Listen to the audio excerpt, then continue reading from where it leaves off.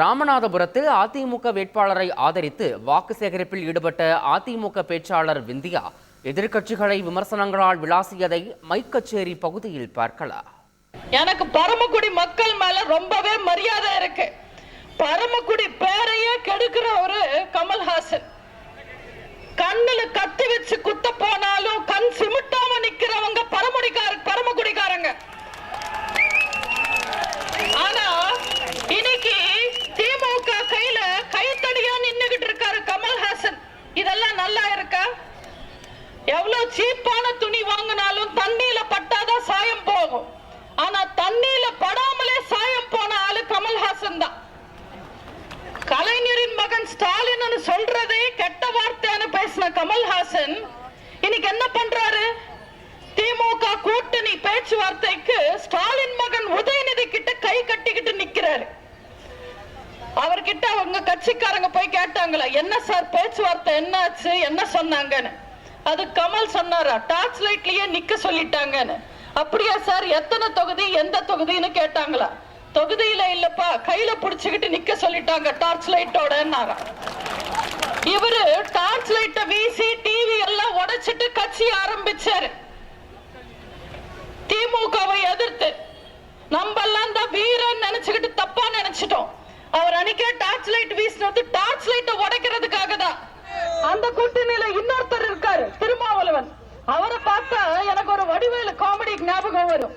ஒரு ஹோட்டல்ல வடிவேலு அண்ணனுக்கு நல்ல முறுமுறுன்னு நல்ல நெய் ஊத்தி வெங்காயம் தூக்கல போட்டு பதமா ஒரு ஊத்தா போடு விலாவரியா சொல்லுவாரு. எல்லாத்தையும் கேட்ட சர்வர் அண்ணனுக்கு ஒரு தோசைன்னு சொல்லிட்டு போவான். அதே மாதிரிதான் திருமாவளவன் கூட்டணி பேச்சுவார்த்தை நடத்தும் போது எங்களுக்கு 2 பொது தொகுதி, 2 தனி தொகுதி, ஒரு ராஜ்யசபா, நாங்க கேட்கிற தொகுதி எங்க சின்ன வீரமா விலாவரியா பேசுவாரு. எல்லாத்தையும் கேட்ட ஸ்டாலின் திருமாக்கு 2 தனி தொகுதின்ட்டு போயிடுவாரு. இவரும் வாய மூடிக்கிட்டு வாங்கிட்டு வந்துடுவாரு. இவங்க எல்லாரும் கூட ஒரு வகை. ஆனா காங்கிரஸ் இருக்கு, அது இன்னொரு தனி வகை. இன்னைக்கு தமிழ்நாட்டுல காங்கிரஸ்ல நிக்க வைக்கிறதுக்கு வேட்பாளர் இல்ல. வேட்பாளர் இல்லாம தவிக்கிறாங்க காங்கிரஸ்ல. அவங்க எல்லாரும் கூட சேர்ந்து ஆலோசனை கூட்டம் நடத்தி எங்களுக்கு 6 சீட்டு போதும்னு முடிவு பண்ணாங்களா. 6 சீட்டுன்னு ஒரு துட்டு சீட்ல எழுதி ஸ்டாலின் கையில கொடுத்திருக்காங்க காங்கிரஸ். அந்த சீட்டு தலைகீழியா படிச்சு ஸ்டாலின் 9 சீட்டு கொடுத்துட்டாரு. இப்ப காங்கிரஸ்க்கு என்ன பண்ணணும்னு தெரியல.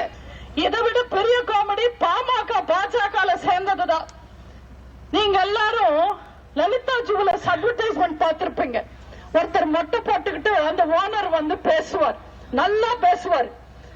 அந்த ஓனர் பேசுற மாதிரியே பாஜக அன்புமணி கிட்ட நாங்க சீட்டு ரேட்டு சொல்றோம், எஸ்டிமேஷன் வாங்கிக்கங்க, மத்த இடத்துல உள்ள போய் விசாரிங்க, கம்பேர் பண்ணி பாருங்க, மொத்த வரல எங்க கிட்டயே வாங்க, நாங்களே கூட்டணி வச்சுக்கிறோன்ற மாதிரியே கூனாங்க.